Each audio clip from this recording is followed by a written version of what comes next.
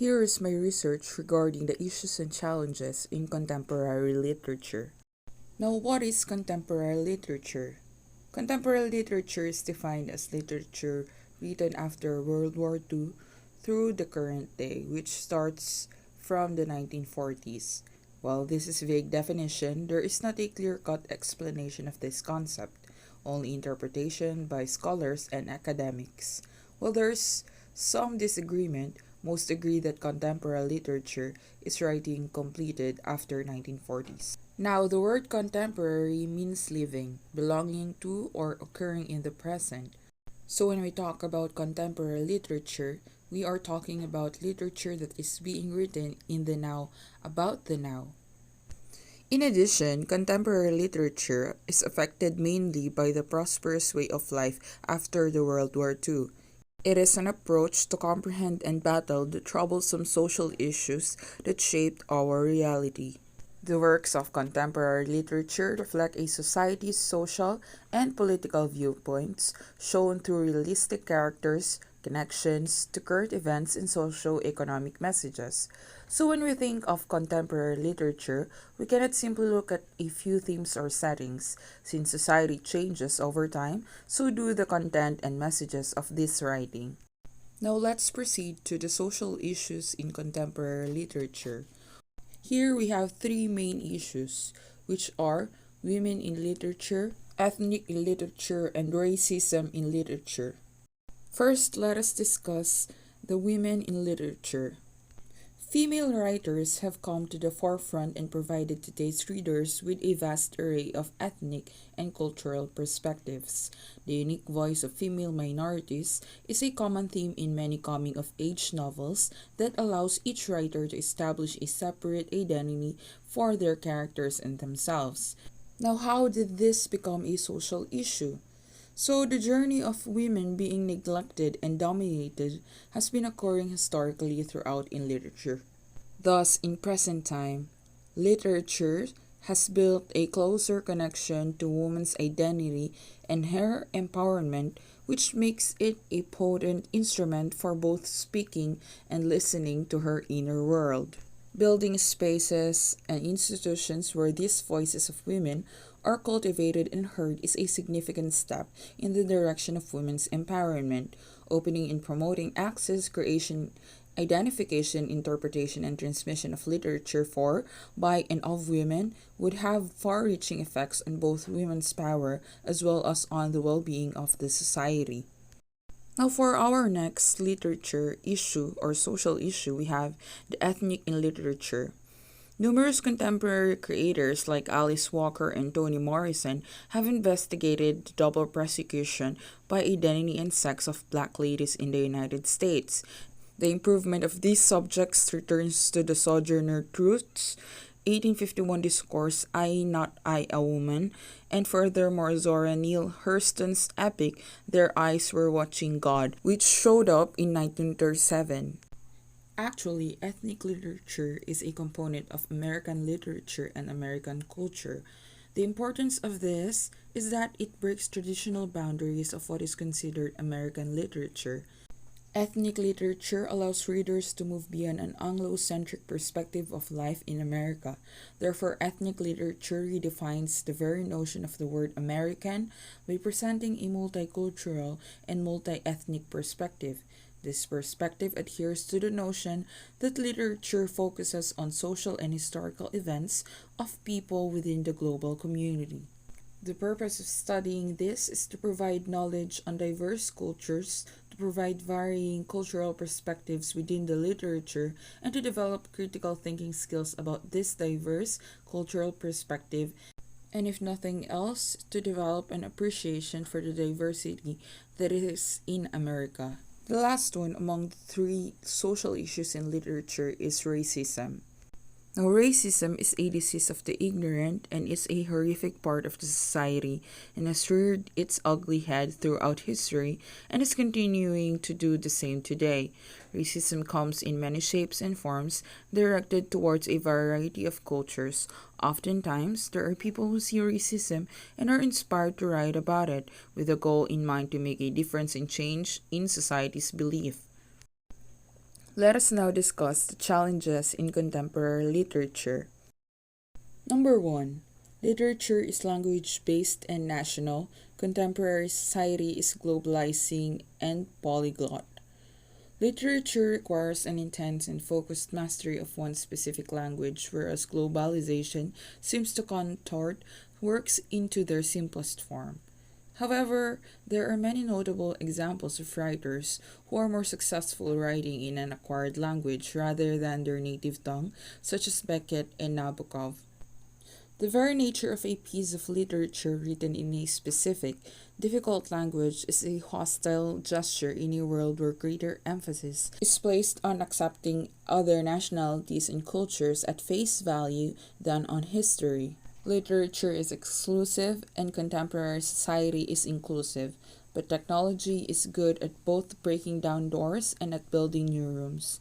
The aims of technology and literature are one and the same, keeping the human animal curious enough to continue striving for the many frontiers of being. Number 2. Vernacular means of everyday communication, cell phones, social networks, streaming video, are moving into areas where printed text cannot follow. This is temporary. The printed word is still the most efficient means of communication between two people and will be until we develop ESP. Reading is much faster than listening, and words are nothing but crystallized images. Just look at Chinese characters.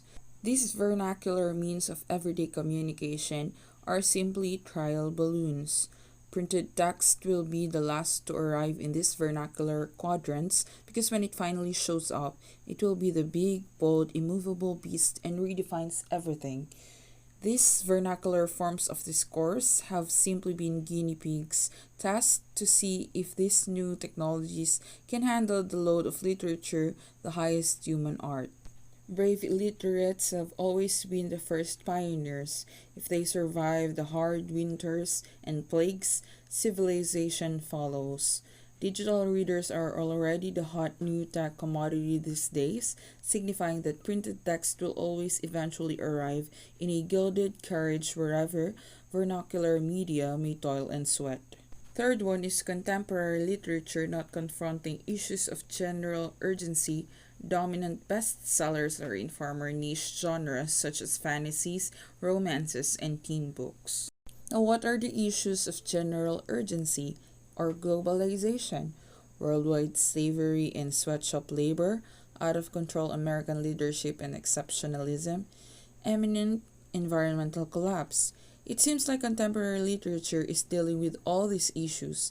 The issue is that people aren't reading them because they have bad diner jobs and want to forget about them by hanging out with a Rand author or something. Niche also has become a mainstream. Mainstream has become niche. There is no problem in this except the problem of it being harder to make a living as a writer these days. But people who love to write and have their work read are going to write and have their work read by someone, by friends, and by family if needed be. Next one is intellectual property systems failing. Writers and publishers need a new product and ebooks aren't good enough.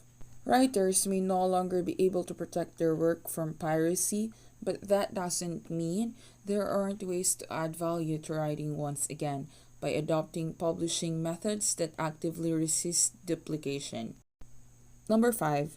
Barriers to publication entry have crashed, enabling huge torrent of subliterary and or non-literary textual expression. People nowadays find it easier to read a comic at work rather than reading a novel. But if novel still interests people, then there's nothing to be upset about the internet causing barriers to publication to collapse. Number 6. Algorithms and social media replacing work of editors and publishing houses. Network socially generated texts replacing individually authored texts. Because technology is so important in today's culture, in a highly concentrated online news industry, social media platforms such as Facebook, Instagram, and Twitter are major players. They yield enormous influence on the delivery of information to its users, as well as the companies and individuals that create it. As a result, They often overlook informing the public as conventional news organizations have long done and fail to recognize that they also serve as news publishers with all duties that entails. There are a lot of factors that affects the access to a culture that is increasingly not interested in literature. First one is the convergence culture, obliterating former distinctions between media, books becoming one minor aspect of huge tweet, blog, comics, game, soundtrack, television, cinema, ancillary merchandise of pro-fan franchises. Unstable computer and cell phone interfaces are becoming world's primary means of cultural access. Compositor systems remake media in their own hybrid Creole image. Now, why do people lose interest in reading during these past years? Perhaps because of poor comprehension, stress, or weighty responsibilities. Alternative entertainment options like music and movies could also make reading seem boring, but there are many benefits of reading, like preventing cognitive decline. Stress and weighty responsibilities are caused by being busy. Life gets in the way of a lot of things between work, responsibilities, and household chores. Some of us are lucky if we have time to sleep, let alone read. As for reflection, contemporary literature seems to appear as a more conventional way of presenting writers' ideas in pieces, yet still agrees with the standard of a well-formed literary piece. Thus, the ideas and contents of it are more bold than before. I can still say that its components are carefully chosen and placed in creating such works. Contemporary literature has opened more doors to address timely and relevant issues that could bring awareness to its readers. The contents are not just merely for entertainment or education, but for creating awareness to the reality of life. Authors can openly discuss social, political, and even sensitive issues such as gender, ethnic, and racism. Through the years, writing has become more powerful that it could stand on its own without the help of violence or physical power. The power it has now is enough to create a loud protest. However, challenges are also unavoidable. Since a lot has changed on creating and publishing, new difficulties arose alongside. As the literature changes, ways of disseminating information have changed too, including the interests of people, and technology continually grows over the years, which has drastically affected the traditional ways of writing and publishing of literary pieces. Just like what was included in my research, most of the challenges that escalated are caused by the use of technology and digital platforms. And by this change, people's hobbies have changed as well, making people distanced from having interest in reading, a sad reality for the future of literature. Regardless, I'm pretty sure that everything is adaptable. Contemporary literature, for example, had come up with the concept of drama during the early years. People enjoyed it and has become the inspiration for movies and TV shows in present. In support of that, 21st century students are now being taught how to utilize the use of digital platforms, including on how we can use it for educational purposes like learning literature. And as educators, it is up to us on how we can keep the future generation interested in reading literature, and it is our responsibility to instill to them the importance of reading for function. These are the link for references. Thank you for listening.